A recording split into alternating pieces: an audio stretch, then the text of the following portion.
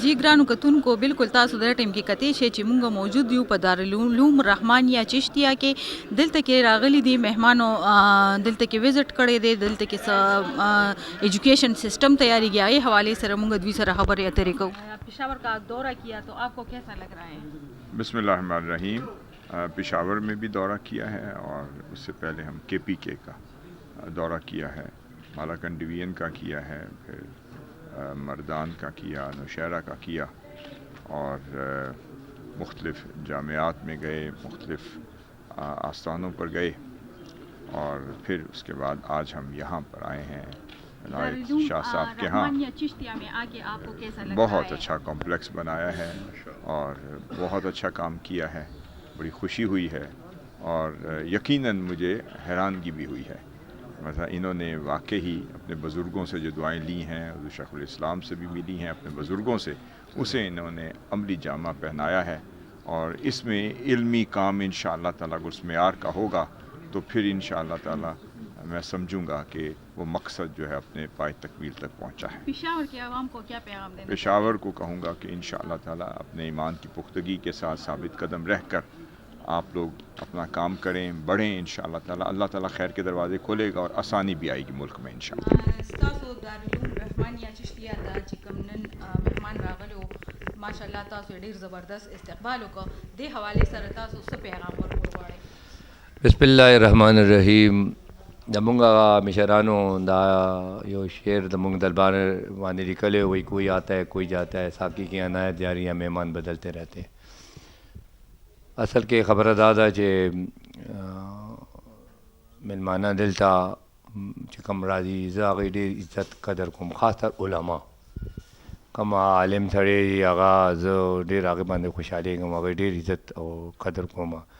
او دا پروفیسر ډاکټر طاهر قادري دا صاحبزاده چې کوم و دا خو کله ما هلته سبق وی, دا خو ماشوم و او دا دی زمونږ ښار ته هغه ته راغلی و, د دې ما باندې ډېر حق او ډېر هغه دی. نو دا ما وغوښتو مونږ خپل حیثیت مطابق کوم دی هغې لپاره ښه هغه وکړو چې یاره مونږ نه خوشحال شي چې د دې پلار مونږ ته دعا وکړي, ولې چې هغه ډېر فقیر او ډېر داسې خوش طبیعت سړی او عالم د دنیا دې ټایم کې هغه د مقابلې عالم زه خو یم ډېر کم به څوک داسې او هغې دومره بکس, دومره آډیو ویډیو او دومره خلق مسلمان کول اور دین اسلام دنیا هر ممالک کې هغې غوره کړی دی. دا ډېر فخر خبره ده مونږ پاکستان دپاره, مونږ عوام دپاره, هر مسلمان دپاره.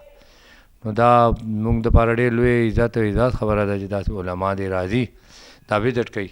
او اکثر ما هم دغه مشن یو شروع کړی دی, دې کې مطلب د درس نظامي, حفظ قرآن, مفتی او ټیکنیکل او مته کمپیوټر دا ټول مته یو سسټم ما فی سبیل الله شروع کړی دی چې دې کې د کوم دی ماشي باندې شپاړسم پورې سکول مو وایم, هغې نه یو نیک او ښه کردار والا اخلاق والا یو معاشرې دپاره یو عالم مفتی ورکوم چې راتلونکي نسل زمونږ کوم دی چې راځي هغې دپاره ښه هغه تربیت ورکوي.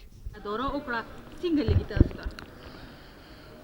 الله پاک ډېر کرم دی او مونږ خو ډېر مدت نه خواهش هم و اولم راغلیو پخوا څه وخت چې دا کمپلیکس نو جوړ, نو د ده خاندان سره خو زما ډېر دیرانه تعلق دی. خو واقعي چې کوم صاحبزاده صاحب خبره وکړه مونږ حیران شو چې په دې ځنګل کې دا منګل څنګه جوړ شوی دی که نه. خو دا د بزرګانو دعاګانې دي, دا د شیخ الاسلام دعاګانې دي, دا خدمت چې د کړی دی خپل ځوانۍ کې او زلمي وخت کې هغه اجر درته اوس ملاویږي لګیا دی. او لکه صاحبزاده صاحب ووایي مونږ خواهش دا لرو چې پیر صاحب سره یو ځای شو او د علمي دا د دې پېښور علاقې یو لوی علمي مرکز جوړ شي چې پکې علما تیار شي, پکې مفتیان تیار شي او د اسلام صحیح پیغام چې دی مونږ د نن زمانه کې د بین المسالک مسائل کې دومره خښ یو او د خلکو علاکار جوړیږو او مونږ د وحدت امت اسلامی باندې کار کوو چې هر څوک چې کلمه گو مسلمان دی, تاجدار کائنات صلی الله علیه وسلم آخری نبی منی, هغه مسلمان دی، هغه خدمت کول په مونږ باندې فرض دی. او ان شاء الله دا مرکز د تاجدار کائنات صلی الله علیه وسلم د یاد یو مرکز به جوړ شي. ان شاء الله دلته به ګوشه درودي چې پکې 24 غنټې ان شاء الله به د درود پاک ورد کیږي. دلته خوش آمدید وایو.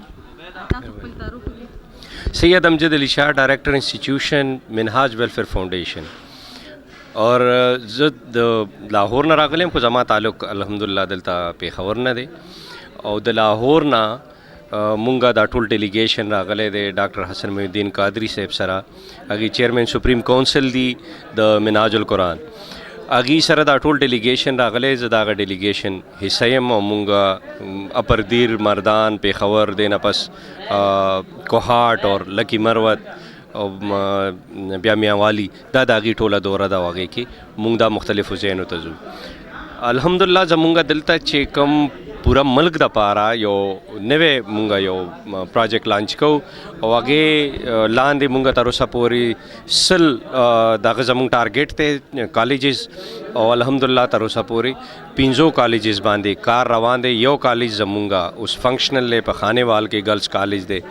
زمونږ یو ډېر یونیک ایجوکیشن سسټم دی.